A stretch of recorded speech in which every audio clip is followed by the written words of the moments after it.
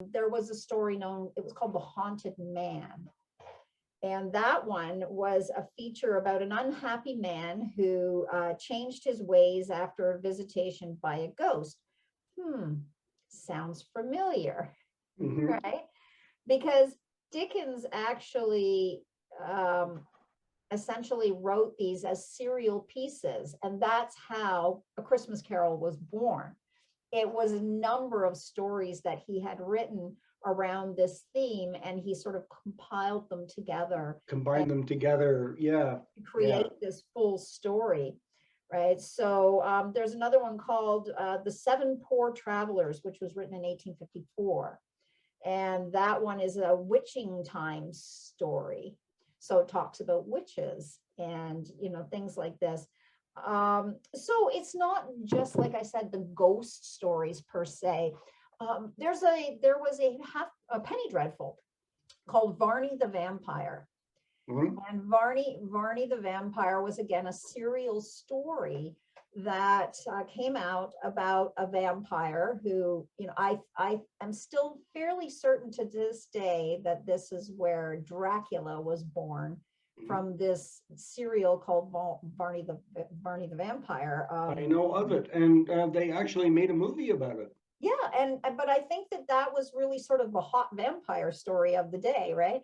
And then Yes. we have Yes. these other stories that sort of grow from that, like Bram Stoker's Dracula, which takes a number of stories and sort of combines them together, and you end up with this idea of, because to me it almost feels very much like Mary Shelley's Frankenstein as well, only sort of gone off in a slightly different direction, but there's a lot of the very similar elements at hand. I think what makes Dracula different was that it was written as a form of letters back and forth, a form of Yes. letters, but that was a very popular style of writing in that era. So it's not the first story to have its basis in a series of letters. It was the idea. But a lot of these stories were around this time of year. So not Halloween orientated, they were not putting out stories for Halloween. Halloween in the UK is not, even today, not celebrated like it is in the United States or Canada. Like, Correct. Yeah. they don't really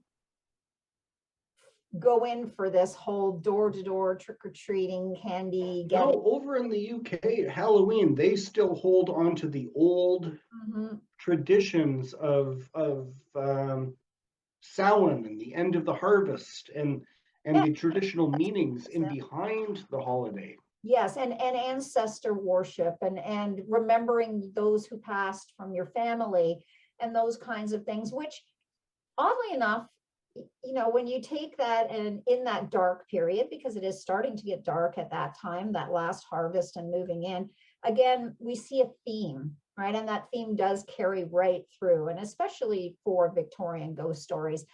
Some of the themes for people may seem more like Halloween to us today, but it's just simply a shift of, a few months.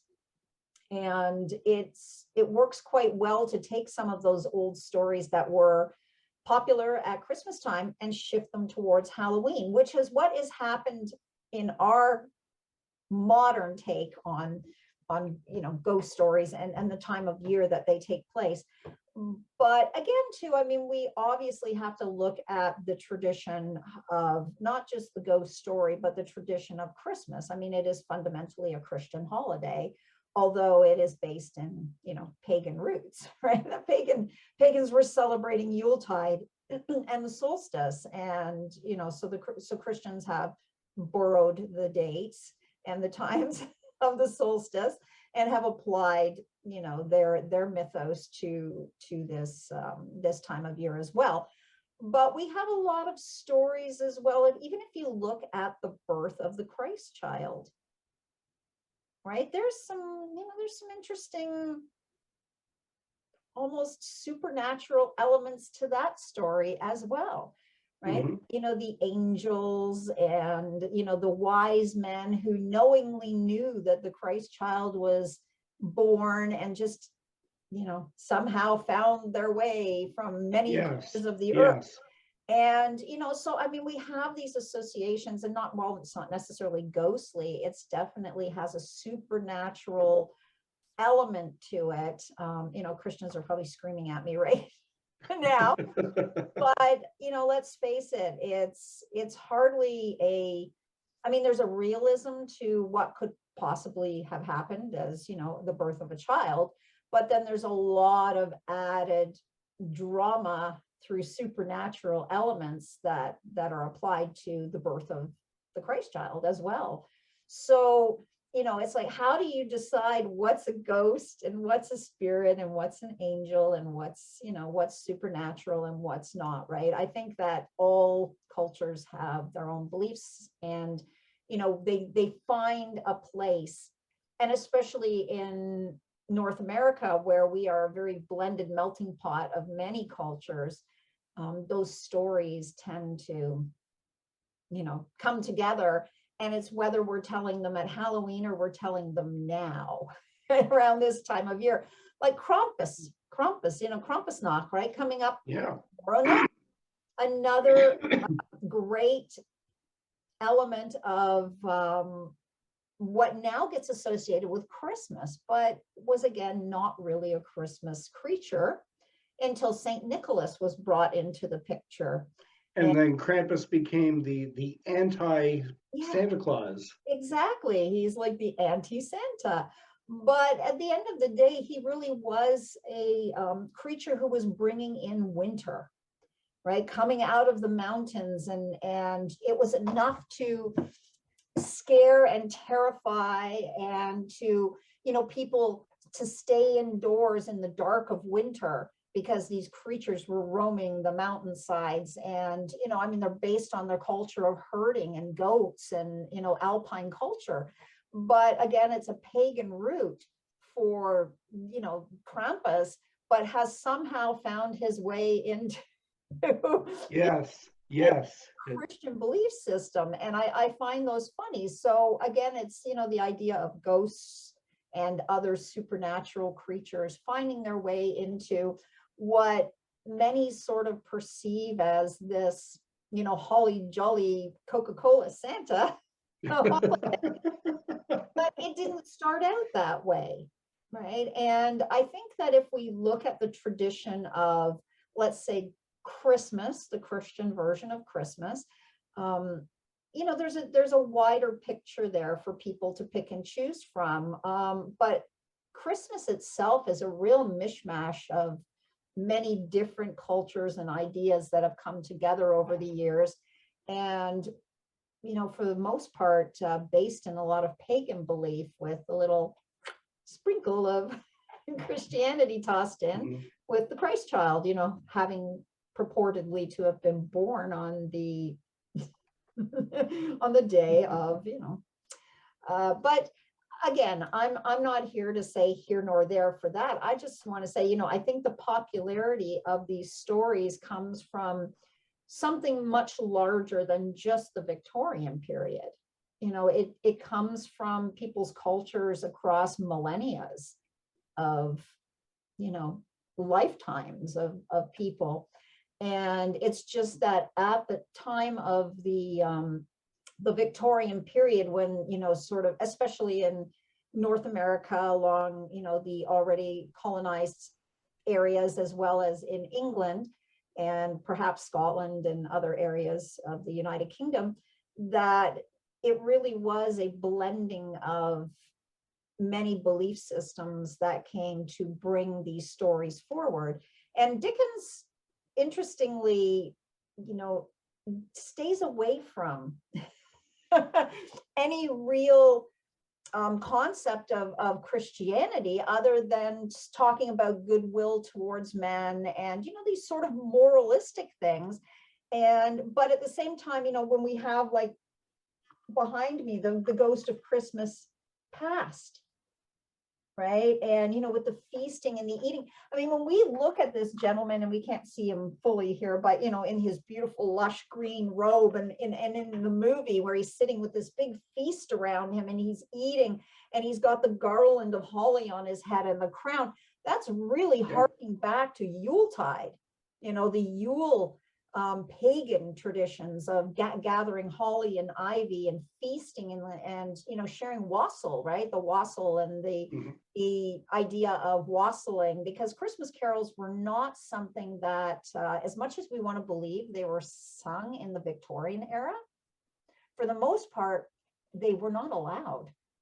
Many religions did not allow you to sing those songs. And so that's why some of those songs, such as Silent Night or Oh Holy Night, were based on church hymns that got brought forward, because you're Yeah, not really allowed to celebrate these, the way that we see it today. I mean, Christmas has changed drastically in the last even 50 years, I think, oh, just for sure. with the way it is. But I would love to see more people, buying their kids ghost stories and reading these books to kids, and it's sort of telling them the idea of where these stories come from. Maybe you don't like ghosts, maybe they're scary, maybe they're, but the idea is that there's so much more around the reasoning behind it. And I think we only learn when we dare to venture forward and, go past our comfort zone and truly understand that, these stories were popular at that time because people were living without modern lighting and without modern technology, and that books were really a privilege, and that storytelling was a gift. For someone to sit down and be able to tell a good story, that was really something that people cherished, right? And Absolutely. Yeah. that oral history, and even though it's a story and you're reading it, it's still oral, right? We're telling those stories, and in some cases, we don't need the book. We know the story well enough. I mean, I can certainly tell a Christmas carol without ever cracking the book open, because I've been doing it for so many years, that Yeah. I can tell my own version of the story and still have all of the major elements to it. But I don't need to use the words verbatim from the book. And I think that that's really the fun of it. I mean, even The Grinch That Stole Christmas is a great, fun story. It's modern. Hmm. It's still got all of those, it hits all of those earmarks outside of ghosts, because we don't have any ghosts in it. But It does. It does. Yes, absolutely. it still hits all of those marks of that idea of that type of supernatural creature, because the Grinch is certainly not a, something that's a living in our world. And the Who's are potentially not human either, but it's a supernatural story of morality and bringing community together and experiencing joy and the pleasure of being with your fellow human and gift giving and all of those things, but for all of the right reasons, right? Because the Grinch learns at the end that, again, it's not really about all the gifts, right? So I mean, even Scrooge, the same situation, right? It's not really about Right. money, it's about the family. The Ghost and the Bone Setter, the same idea. It's about understanding family and what brings us together and what ties us together. So these stories, I think, really, even though it seems macabre and odd at this time of year, they do have a place, because we are moving into that dark, cold, desolate period of death, in a way where the earth, everything in the northern hemisphere dies back, the trees drop their leaves, all of these things happen.